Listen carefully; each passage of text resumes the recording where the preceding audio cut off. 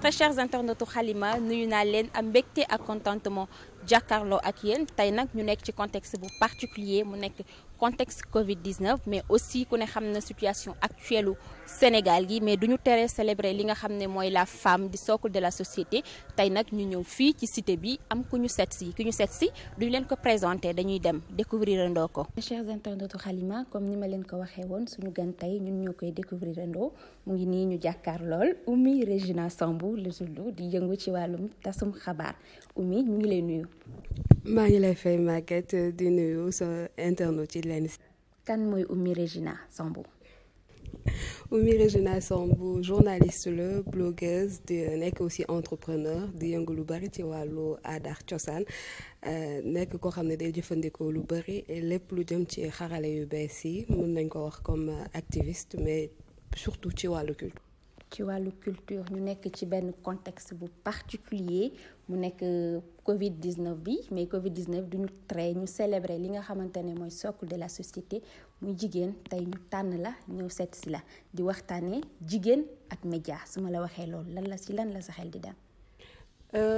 Jigéen ak média dans le contexte sénégalais on pense à ñoom Hélène Arlé à ñoom Soxna Dieng Mbacké Elisabeth Ndiaye Tata Net Mbaye d'Orneville ñoom Diatou Cissé Badiane Diatou Cissé plutôt entre autres femmes yoo xam ne se sont remarquées d'une belle façon dans le journalisme tàmm nañ dans le contexte sénégalais léegi ñu bëri dañ koy jàpp di ko café di naan jigéen. Le journalisme sax du métier boo xam ne pour moom la parce que de toute façon du fa yàgg bu commencé am njaboot rek di dellu ginnaaw ci yenn yi et tout alors que on voit nettement que ce n'est pas vrai sur le terrain aujourd'hui tey si je dois citer des contemporaines comme ñoom Astou Mbène Thioub ñoom Soxna Naata Mbaye Bigué Bopp mi nga xam ne moo nekk rédactrice en chef au journal Enquête ak ñoom Ndeye Marème Ndiaye nekk rédactrice en chef journal Radio Sud FM ça prouve que les femmes ñu ngi ba léegi sur le terrain elles sont actives te rédaction yi nga xam ne bëri na jigéen bokk na ci rédaction yi nga xam ne quand même des fois ci la ñuy gën a xarañ en matière de surtout tout ce qui tourne autour des magazines information chaude aussi elles sont très douées là-dessus parce que am nañ benn recul une certaine sensibilité féminine boo xam ne dinañ ko mettre en avant dans l'exercice de leur fonction et vraiment ay jàmbaar lañ ñoo xam ne war nañ leen gën a responsabiliser ces rédactions yi comme war nañ gën a def ñu mën a épanouir comme il se doit parce que on a beau dire être une femme suñu société dafa am ay contraintes yoo xam ne moom la àndal boo nekkee ci benn rédaction boo xam ne jëluñu en considération yooyu contrainte des fois dafay metti pour sax nga def sa liggéey ci anam ngi mu waree te bëri na nag ay préjugés yoo xam ne góor ñi dañ koy dawal parce que naan ce sont des femmes ñoom dañ lay am fu ñu lay cataloguer dès le départ duñu xool loo capable ak loo capable bëri na li nga xam ne dama koy wax à mes jeunes consoeurs naan leen da ngeen di xuloo et refuser systématiquement qu'on vous cantonne à des reportages comme le marché doo gis benn jeune reporter bu góor ñu ne ko mu dem le marché reporter stagiaire bu jigéen bi rek lañ koy wax pare boo ñàkkee fayda moom ñu def la abonnement le marché nu mu mënti demee ñu ne la va au marché nga dugg yow yaa war a xam alors que non c'est pas loo xam ne c'est spécifique à la femme ou quoi que ce soit on est dans une profession boo xam ne dañ ko tànn mais profession journalisme nag newul góor kese moo koy def wala jigéen kese moo koy def une fois que ñu tànn ko dañ ko war a mener comme il se doit librement et on doit pouvoir présente sur tous les terrains. donc bu ñu la déggee nga wax mu mel ni Oumy Régina Sambou d'accordul si ñu ne femme ak média. Femme ak média pourquoi ñu koy spécifier on ne dit pas homme ak média donc nañ bàyyi parlons des médias de façon générale des hommes des médias des humains dans les médias plutôt parce que même boo nee homme léegi ñëpp jàpp ne tu parles du genre mâle et tout mais non on parle des humains dans les médias et une fois qu'on s'y engage on est là-bas avec un titre. On est journaliste nekkuñu jarbaatu kenn nekkuñu doomu kenn nekkuñu fa soxna kenn journaliste lañ point. et que ñu nekk di def liggéey bu am solo ci wàllu wi mu nekk tasum xabaar ñu gis ne que jigéen ñi dafa mel ni ci plateau télévisé quand il s'agit de décryptage wala analyse dañu xaw a des gannaaw tuuti góor ñi la ñuy ëpp lu ñuy gis ñu nekk devant la chaîne di def loolu noonu. waaw góor ñi kañ ñuy gën a mën def loolu parce que en fait le journalisme je trouve de façon générale c'est un métier très organisé mais yàlla dafa def dans nos rédactions il y a pas d'organisation affaire yi yëpp ça se fait toujours en total impro jigéen du mun a total impro ba bàyyi doomam bi mu war a jëli école du mun a total impro ba je sais pas goroom yi li nga xam ne moom lañ ko ce sont des contraintes yoo xam ne Sénégal on va te dire de toute façon tu as choisi ton métier tu dois truc mais bu fekkee ne rédaction bi par exemple xam nañ ne on va vers une période de tension il y a certaines couvertures médiatiques à faire il y a certaines choses à faire rédaction bi du ko def bàyyi ba këtt ne jon mu bëgg la ne ngay dem non ça se passe pas comme ça xam nañ ne dans le métier il y a une grande part d'imprévu et tout mais il y a aussi une grande part d'organisation quand tu travailles avec les médias internationaux c'est ce dont tu te rends compte en premier même bu fekkee ne benn papier la dans une période où il y a beaucoup de tension dinañ def en sorte que tout se passe bien pour le journaliste bi nga xam ne moo nar a dem sur le terrain dinañ ko utal ay contacts yoo xam ne moom lañ ñoo war a nekk ay référence am wala backup am dinañ ko utal contact ñi nga xam ne ñoo war a doon ses principales sources d'information ba pare buy dem ci terrain bi dinañ ko sécuriser loolu yëpp amul quand il s'agit de nos rédactions faut pas qu'on se leurre gis nañ campagne électorale yi lii di xew jigéen ñi dañuy dem parfois ils se retrouvent dans des situations mais totalement inacceptables loo xam ne warul woon nekk mais bon sàggante ñëpp la nag du c'est pas spécifiquement féminin parce que après gars yi dañu lay wax ne de toute façon c'est parce que jigéen la moo tax nga am problème yooyu bu nekkee góor mais góor ñi parfois sur le terrain ñoom des fois sax ils en oublient leur humanité pas plus tard que 6 semaines bi maa ngi déglu ci benn rajo benn reporter li mu doon wax mooy il faut que ñu sécuriser caméra yi mais instant boobu ñoom ils étaient exposés mais li leen gënoon yitteel caméra yi la mais nit ki moo gën a important caméra bi alors yooyu noonu yëpp c'est des choses yoo xam ne on doit prendre ça en considération mais malheureusement Sénégal dañuy wax rek c'est dans les discours c'est dans les manuels yoo xam ne on nous sert et tout mais la réalité sur le terrain est tout autre. Rappelons que c'est dans le cadre de la journée du 8 mars ñu ñëw seet si Oumy Regina Samb mu nekk taskatu xabaar bu kenn dootul présenté fii ci wàllum culture Oumy est-ce que pour être journaliste dafa am secret quel a été le parcours de Oumy Regina Samb? Pour moi, le secret pour être journaliste, faire preuve de beaucoup d'humilité et faire aussi beaucoup de recherche. Parce que journaliste, lu yoon nekkul rek lay dugg. Et pour nga mën a évoluer, déjà, il faut savoir être à l'écoute.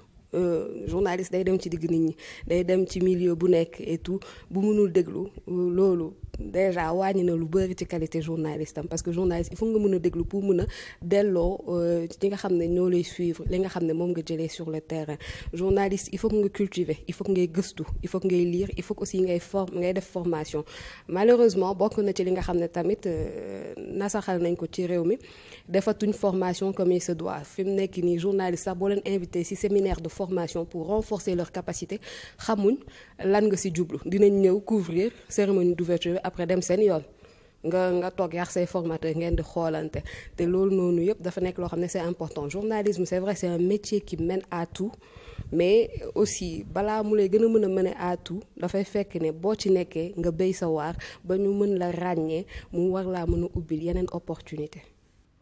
On est dans un contexte particulier mu nekk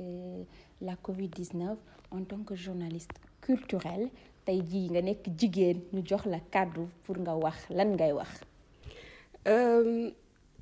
maa ngi gis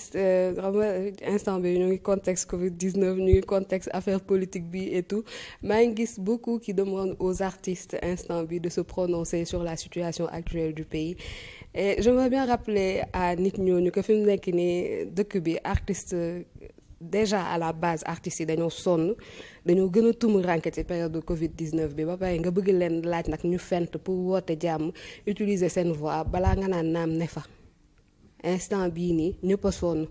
waaw réew mi voilà quoi situation bi mu nekk mooy loolu c'est dur pour tout le monde et ku mën engagé wu mener yenn combat def ko de toute façon am na ay combat am na ay nit yoo xam ne ils sont toujours prêts à mener des combats comme am na ñoo xam ne ils n'ont pas les capacités donc abstenons-nous de juger nañ rafet njortu ci nit ñi te nañ gën a dal aussi xam ne de toute façon ñun ñëpp tous autant que nous sommes Sénégal lañu am c'est notre plus grande richesse donc nañ def en sorte ba ñu sàmm ko ba jàmm di fi sax. mu mel ni Oumy jàmm la woote abstenons-nous de juger combat bi nekkul affaire u artiste wala keneen mais ñëpp la engagé ñëpp tey nag ñu fàttali ci 8 mars bi moo tax ñu seet ci Oumy Regina Samb mu nekk ku distingué ci li muy def mais Oumy man bi ma la njëkkee gis c'était dans une série maîtresse d'un homme marié loolu dañ doon foo rek. da ngeen doon foo comment ça se fait corona bi moo tax rek xam nga comme corona bi moom daa tax ñu ñàkk contrat yu bëri parce que comme je l'ai dit tantôt en tant qu'entrepreneur journaliste là chargé des relations publiques relations presse di organiser ay séminaires et tout ça xam nga première mesure yi moom ci corona moom rencontre yëpp la ñu annulé donc amatuñ leen lu ñuy def ñu doon déconner noonu rek ne xaar ñu dem jouer série pour ñu bañ a toog waaw ñu dem nag ñu dem doon foo rek affaire yi ëpp ñu loxo. dafa mel ni foo bi jàll na parce que ñu si bëri ci loolu lañ la xamee woon avant sa statut. ñu si bëri ci lañ ma bañee jéppi ma bu ma romb naan ma yow gis naa la tey ni ma la bañee. mu mel ni nga nekk une femme engagée activiste buy défendre cause de la femme ci série boobu noonu et mu nekk une réalité ci société sénégalaise en fait cause yi nga doon défendre noonu. waaw parce que moom laay wax ma ni en fait genre. Avant di def série bi c'est vrai on savait que ce genre de problème existait et tout mais genre man moom loolu laa wax ma ne réaction contradictoire yi nga xam ne entre ñi ma saaga ñëpp ñu garaaw mais femmes yi nga xam ne dañ ma doon woo pour ma conseiller leen ñu divorcer man loolu ma gën a def ree moom ma ne leen non mais attends Régina bi ci série bi du Régina dans la vraie vie je vais jamais dire à quelqu'un de divorcer déjà information ak confidence si yenn vie de couple yi moom laa wax ma ni non ndekete série bi c'était bon quand même c'était vraiment la réalité de certaines personnes quoi et bon on a beau dénoncer on a beau critiquer mais c'est que y a certaines injustices yoo xam ne suñu société a tendance à fermer les yeux et avec ce genre de programme ça permet d'ouvrir les yeux des gens ñu xool comment faire pour avoir une société plus juste où les femmes auront leur voix et pourront aussi prendre leurs décisions sans pour autant être jugées parce que jugement bi bokk na ci li gën a metti Sénégal dëkk boo xam ne y a une pression sociale très forte et y en a beaucoup ñoo xam ne elles peinent à résister la dernière fois ñu ma doon signaler benn publication bu amoon dans le groupe Fatou Fatou où il y avait beaucoup de femmes qui disaient que ñoom dañoo émigrer parce que mënuñu woon supporter pression sociale bi am Sénégal et loolu c'est dommage parce que tamit loolu bu pression sociale taxee ba ngay daw sa dëkk ça veut dire qu'il y a vraiment un problème et on doit penser à trouver des solutions pour que tous puissent s'épanouir dans ce pays. c'est vrai mu mel ni dafa metti situation actuelle bi ñu nekk Covid-19 boole ci en plus situation politico judiciaire bi ñu nekk c'est assez difficile Oumy solution nga wax ban mooy nekk message booy lancé à l'égard des jeunes à l'égard des femmes ci journée 8 mars bi jeunes et les femmes que ñoom ñëpp ñu xam ne en fait tàmm nañ di utiliser expression wala foofu ñaari loxo mooy takk tubéy mooy takk tamit sër nañ xam ne ku ci nekk nu ñu koy waxatee loo liggéey di nga ci gis njëriñ waaw facilité moom c'est vrai on est dans l'ère de l'instantanéité où tout le monde veut avoir tout maintenant et tout waaye comme ni ko wolof di waxee aussi loo doonul taalibeem doo doon sëriñam donc di ñaax ñëpp di gën a gëstu di gën a liggéey aussi te ku nekk nga gëm sa bopp bu kenn imposer boppam ay limites te société bi aussi limite bi mu lay imposer bu leen faale loo bëgg rek bu fekkee méngoo nax say gëm-gëm rek fonce waaw instant bi foofu lañ toll foofu la jamono di toll et comme Youssou Ndour même tàmmee di ko wax il vaut mieux être le fils de son temps qu'être le fils de son père loolu la jamono bi laaj fa la àdduna bi toll te ku nekk daal valeur yi nga xam ne moom lañ la transmettre éducation de base bi nga xam ne c'est dommage gis nañ ne tumuranke na bu baax ci dëkk bi mais na ku nekk dans une posture boo xam ne dafay jàngee ci ku nekk et ku nekk nag boo jàngee ci ku nekk loolu ay ngëneel rek nga ciy jële nga gën a mën a avancer ci sa life. spécialiste ci médias sociaux yi gis nga problème yi xew dafa mel ni affaire réseaux sociaux yi daf ko gën a yokk gën ko aiguiser tamit loolu lan nga ciy wax. effet amplificateur bi nga xam ne réseaux sociaux yi am na ko pour ñi nga xam ne dañuy toog tout le temps ci réseaux sociaux yi la parce que ñi nga xam ne amuñ connexion seen yoon ne aussi waaw et l'autre chose beneen constat bi nga xam ne def nañ ko dangay gis ñin instant bi reproche boo xam ne mën nañ ko def journalistes yi ñu si bëri dañuy gis loo xam ne buñ ko bàyyoon si réseaux sociaux yi du siiw journaliste def si papier ñu revue de presse mu siiw nag alors que voilà quoi on a une société majoritairement analphabète donc lu bëri bu ñu éviter yenn yi quoi parce que ñu mën nañ éviter yenn yi et manque d'éducation bi ak parce que même manque d'éducation bi nga xam ne moom la ñuy déplorer anonymat sur semblant d'anonymat bi ñu jàpp ne réseaux sociaux yi da koy maye moo tax nit ñi di ko def mais di nga gis kenn ku la saaga dans les réseaux sociaux nga jàkkaarloo moom du la sax ñame nuyu. Donc pouvoir bi nga xam ne bëgg nañ ko jox réseaux sociaux mën nañ ko wàññi même si instant bii nii avec le scandale politique on te dit que voilà le candidat des réseaux sociaux moo tax dëkk bi tas et tout mais nañ xam ne aussi y a énormément d'autres choses yoo xam ne rax na si et tout et il est important que ñu xam ne jàmm si la lépp xet qu'on se batte pour construire cette paix sociale. C'est l'appel à la paix que Oumy Regina Sambou a fait. Oumy kontaan nañu ci ñëwoon seet si la fii ñu ngi lay jaajëfal sonal nañu la nag. torop non comme xam nga ko rek jàmm la non mais non raawul baal naa leen ko et tout et ça a été un plaisir.